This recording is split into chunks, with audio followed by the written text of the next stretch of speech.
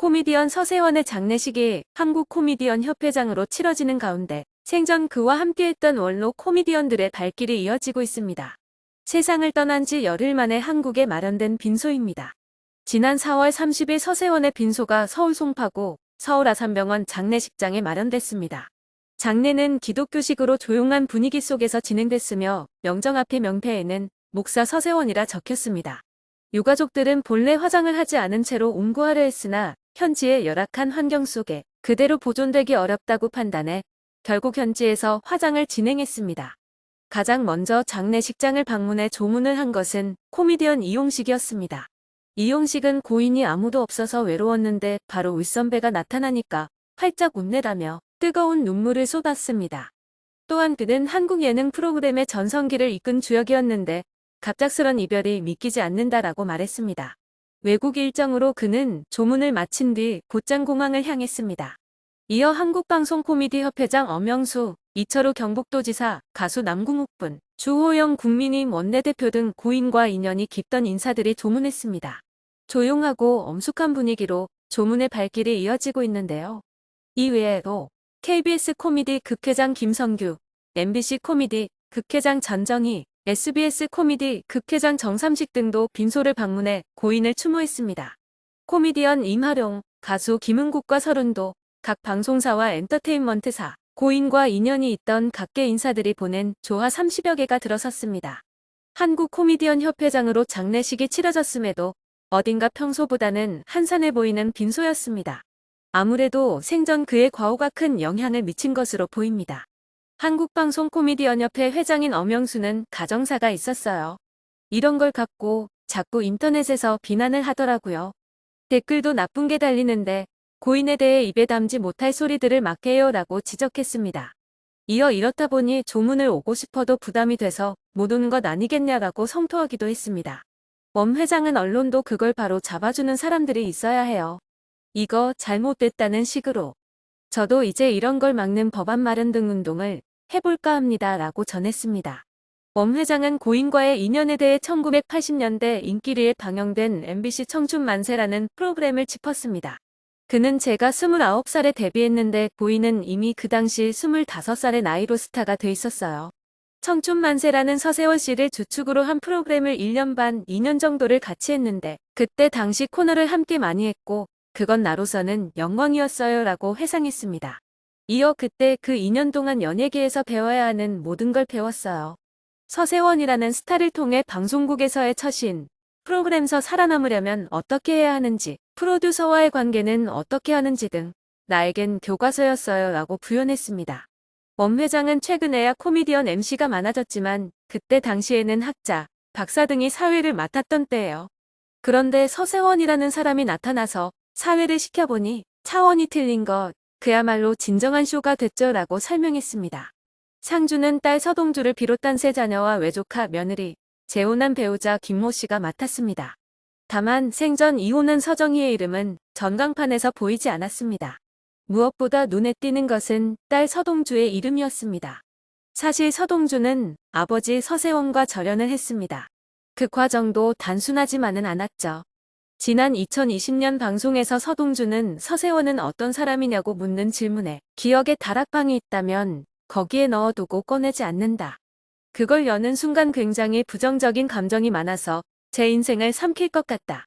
그냥 행복하게 지내셨으면이라고 말을 아꼈습니다. 같은 해 7월 서동주는 샌프란시스코 이방인을 출간했습니다. 서동주는 에세이를 통해 부모님의 문제, 소송 사건을 겪으며 서세원과 절연하게 됐다고 털어놓기도 했습니다. 서동주는 어린 시절부터 가해를 일삼았고 4명의로 사기 대출 시도, 엄마를 구타한 직후 이를 쌍방과실로 꾸미기 위해 스스로 몸에 상처를 내는 시도를 했다는 충격적인 사실을 전했습니다. 또한 서동주의 명의로 사기 대출을 시도하고 내 피부로 지갑으로 만들어 가지고 다니겠다는 등 목숨 위협까지 해 인연을 끊었다고 밝혀 엄청난 충격을 안겼죠. 아무리 화가 난다 하여 자신의 피를 받은 딸에게 어떻게 이런 말을 할 수가 있을까요? 이후 서동주는 인터뷰를 통해 자극적인 타이틀로만 기사가 나서 속상했다며 이 에세이는 가족사를 파헤치려는 게 아니라 당시의 자신의 감정에 무게중심을 둔 책이라고 해명했습니다. 그러면서 과거엔 아빠에 대한 미움이 컸어요. 그런데 큰 상처도 결국 시간이 지나니 치유가 되더라고요. 잘 살았으면 좋겠어요. 새로운 가정을 꾸렸으니 현재의 가족들에게 충실한 좋은 아빠가 되길 바랍니다. 라고 전했습니다. 아버지는 딸의 목숨을 해치겠다고 위협하는 범죄자인데 어떻게 그 아래 이렇게 바른 딸로 성장할 수 있었을까요? 아마 서동주가 없었다면 서정희는 더 힘든 시간을 보내야 하지 않았을까 하는 생각이 들기도 합니다. 이런 아버지였음에도 서세원의 부고에 서동주는 큰 충격을 받았고 새롭게 재혼한 아내 등과 갈등을 빚기도 했지만 상주를 맡으며 아버지의 마지막 가는 길을 직접 대응하게 되었습니다. 누구보다 서세원의 별세와 관련해 동분서주 애를 쓴 것은 서동주였습니다. 처음 현지에서 화장을 하는 것에도 서동주는 반대하며 끝까지 아버지의 몸을 그대로 한국으로 모셔오고자 했습니다. 그러나 결국 현지 상황으로 인해 화장을 결정할 수 없었죠. 이에 서동주는 지난 4월 28일 공식 입장문을 통해 슬픔을 이루어 말할 수 없지만 가족들과 상의한 끝에 캄보디아 현지에서 아버지를 화장하기로 결정했습니다. 라고 밝혔습니다. 이어 그동안 저희 가족에게 따뜻한 위로를 전해주시고 걱정해주신 분들께 대단한 감사드리며 앞으로 제 남은 삶을 더 의미 있게 살 수 있도록 노력하겠습니다. 라고 자신을 응원해준 이들에 대한 감사 인사도 잊지 않았습니다. 큰 상처로 연을 끊었지만 그럼에도 아버지의 행복을 바랐던 서동주는 상주로 이름을 올리며 장례식장을 지켰습니다. 이에 서동주의 SNS에는 그를 응원하는 댓글이 이어지고 있습니다. 아무리 미운 아빠였어도 그 속에서도 아빠와의 추억을 도저히 지울 수 없었던 것이 아닐까 합니다. 서동주는 아빠에 대해 미움만 남아있는 것은 아니라고 이야기하기도 했습니다. 부녀 사이엔 어릴 적 단둘이 공유한 시간도 존재했습니다. 부녀는 추리소설과 영화를 좋아했다고 합니다. 새벽 시간 귀가한 아빠는 잠들지 않은 딸과 책을 읽곤 했고 밤새 영화와 미국 드라마를 보다 라면을 끓여 먹기도 달걀을 삶아 먹기도 했습니다. 서동주는 지금에 와서 생각해봐도 절대 부정할 수 없는 사실은 나는 적어도 그 순간만큼은 아빠를 참 좋아했다는 것이다. 그 시절 아빠와 나 사이의 부녀지간을 넘은 의리 같은 것이 있다고 느꼈다. 가족 사이에 불협화음이 생길 때면 시한폭탄 같은 아빠를 감당할 수 있는 사람은 나 하나뿐이라고 생각했다. 라고 아빠와의 관계를 정의했습니다. 가족이 와해된 뒤로 딸은 아빠와 나눈 취미생활을 멀리했습니다. 취미를 통해 아빠가 생각나는 게 싫었던 것이죠. 그러나 성인이 된 딸은 아빠가 즐겼던 레코드판 수집을 했습니다. 나는 아빠와 닮은 점이 참 많다라는 것을 인정하기까지 너무 오래 시간이 걸렸지만 이 사실을 딸은 결국 받아들였습니다. 오래된 레코드판으로 노래를 들으면 시간은 왜인지 모르게 느려지고 나는 마음의 안정을 찾는다. 그리고 아빠가 덜 미워진다. 이제 아빠도 나를 덜 미워했으면 좋겠다. 아버지로 인한 공포감으로 보낸 오랜 세월이었지만 그런 아버지도 늙어갔습니다. 백발의 깡마른 아빠의 사진을 보며 가여운 마음마저 들었던 서동주였습니다. 서동주는 더는 무섭지 않아 신기해하다가 측은지심이 들기도 하다가 결국 감정이 사막의 모래처럼 푸석해진다.